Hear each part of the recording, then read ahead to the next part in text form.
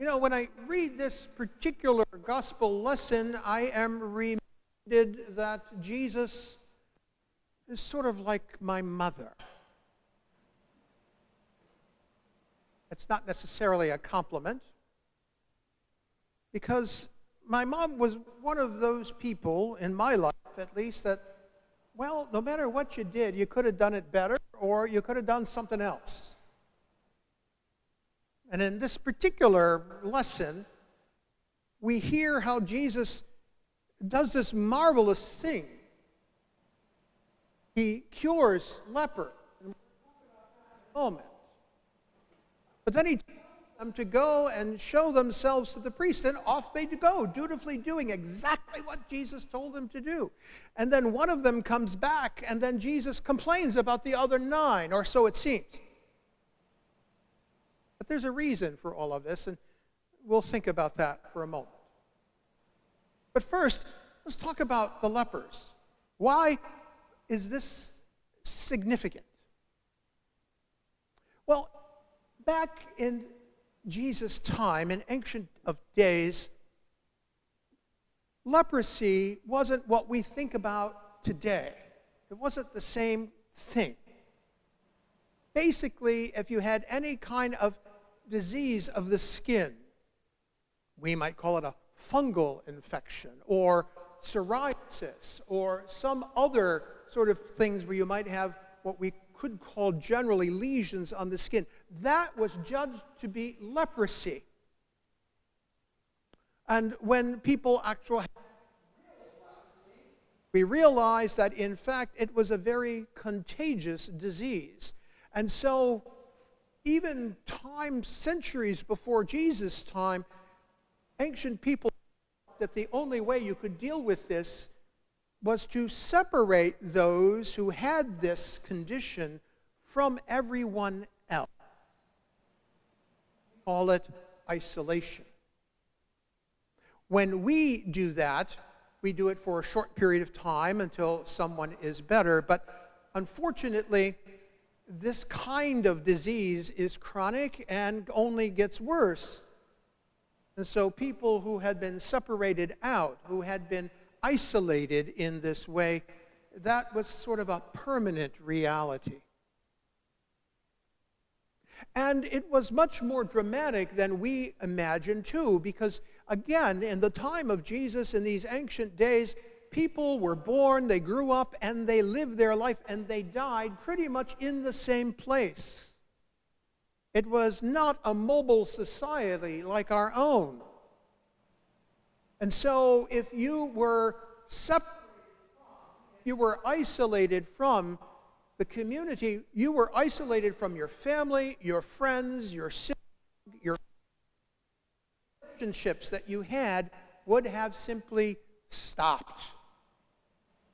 And you had a new community of lepers, this community of people just like you.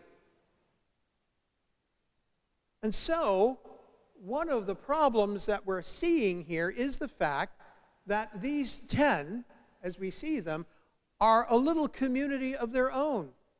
And the reality was, too, that if you were isolated, if you were alienated, away from your family, your friends, your synagogue, those things that you held most dear, and you didn't have leprosy, but had some other kind of condition, leprosy was itself contagious. So if you went to live with those people, some of which may actually have had leprosy, then you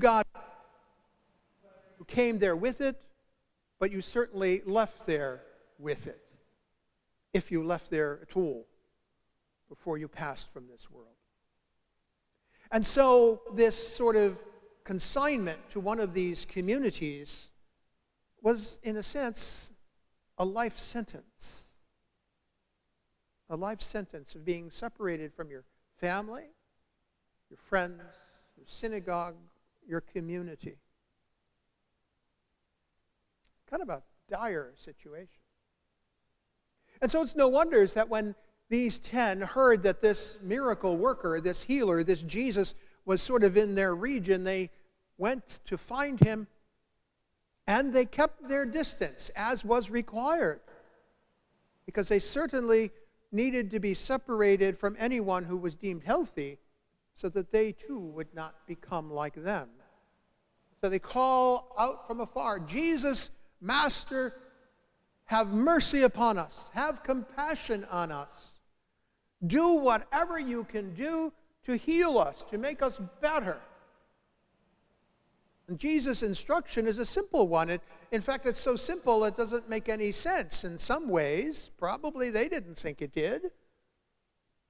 But neither did Naaman in today's first lesson think that Elisha, the man of God, did very much to cure him at all. And it's only because his closest advisor said, "Well, if he made you want to do something very difficult, you would do it, wouldn't you?" And he said, "Of course I would." "Well, this is a simple thing, so do the simple thing. Maybe that's going to work." And so he goes and washes 7 times in the Jordan. And the power of God is made manifest in that way. So Jesus tells these 10 to go show themselves to the priests of the temple. Why did he do that? Because the law of Moses said, the Torah said, if somehow you were seen to be cleansed, healed of your leprosy, of this condition, the skin condition that you might have had, then you need to go to the priests in the temple to make sure that you are cured. And if you are cured, you can be restored to your family, your friends, God, your community. But only at the stamp of approval of the authorities in the temple.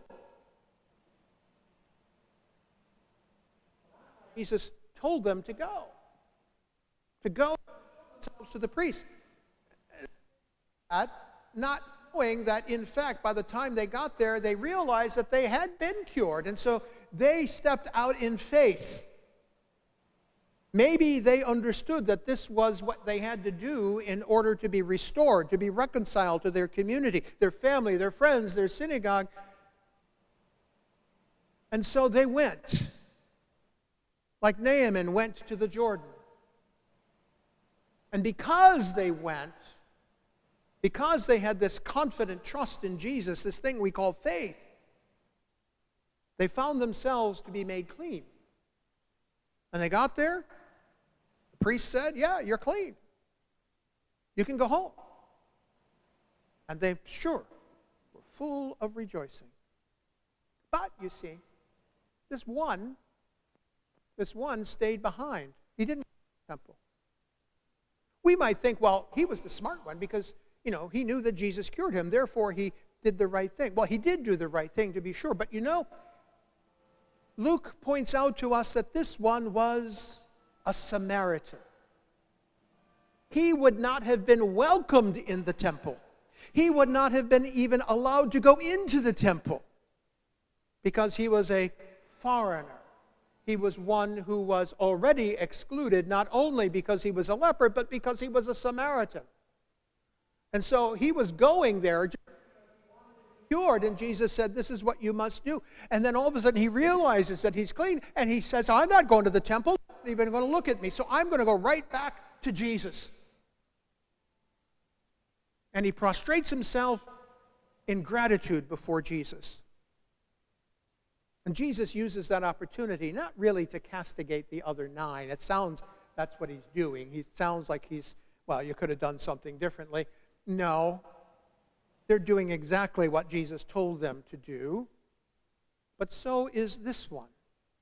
But the opportunity for us is to see that what all of this was, whether we went to the temple to be declared clean or we came back to Jesus to give thanks, is realizing that the source of our wholeness, the source of our healing, the source of everything that is good for us and makes us whole again is God.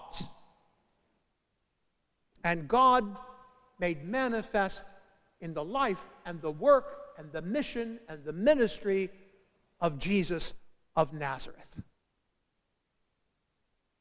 That's what this is about. It's about gratitude, yes. But it's also about figuring out what is the source of our healing. What is the power that heals us? What is the power that reconciles us to our family, our friends, our synagogue, and our community? It is the work of God in God's own time and grace. and that work is constantly being done among us. And so our responsibility is that of the Samaritan, the foreigner, the outsider, is to go back to the source. To go back to the source of the healing that we find, the wholeness that becomes our life, and realize that every bit of it, comes from God. Even if we're talking about cures, like these were cured, curing is different than healing. Curing is a physical reality. It's removed from our... Healing is a spiritual reality. I can tell you that I have been at the bedside of many a terminal patient who found healing even though they were dying. Some of them were healed in many ways, so much so that the healing of their hearts, their minds, their souls was so powerful that it even healed part of their body. But even if that did not occur, they were able to see their circumstances not as some sort of negative punishment kind of thing, but rather even itself a gift from God. The fragility of our human bodies is something we must accept. It is something we must acknowledge. Because as we pray in our midweek service of healing every week in the chapel on Wednesday mornings, we are in these frail human bodies in this broken world. And we must all die to the life that we know. It is inevitable. It will happen for all of us. But the healing power of Christ is made manifest when we begin to realize that even that cannot defeat us. That even that is not the end. That in fact, our life is so much more. More than our bodies, more than our brokenness, more than even the brokenness of our hearts and souls. Because Christ has gone before us and shows us that with God there is only life. There is only wholeness. There is only peace. And so these 9 that went off to the temple, they were doing what they were supposed to do. They were doing what they were told. They were doing what was expected of them. But so too the 10th. He came back, and it teaches us what the real source of healing is. It isn't the washing in the Jordan. It isn't the action of going to the temple to show yourself to the priest. No, it's having the confident assurance that God is with us, that God is around us, that God is healing us each and every moment of our lives. That confident assurance we call faith. So when Jesus says to the man, "Get up, go your way," it is your faith that has healed you. It is a message that it is your confident assurance, your confidence in God's love and life that has made you clean. So too it is with us. Perhaps we will not find a cure, but all of us can find healing. All of us can find the reconciling power in our lives. All of us can be made whole again by the power of Jesus. So when we hear this story, it isn't so much about, well, you can't do anything right. Quite the opposite. That what we need to do is to follow the example of these that have been cured, these who have been healed, and acknowledge that all of that, even if it's through the modern miracles of medicine, all of it ultimately comes from God. Gifts given to us in the skills and knowledge of others, gifts given to us as our hearts and souls are made whole again. Get up. Go your way.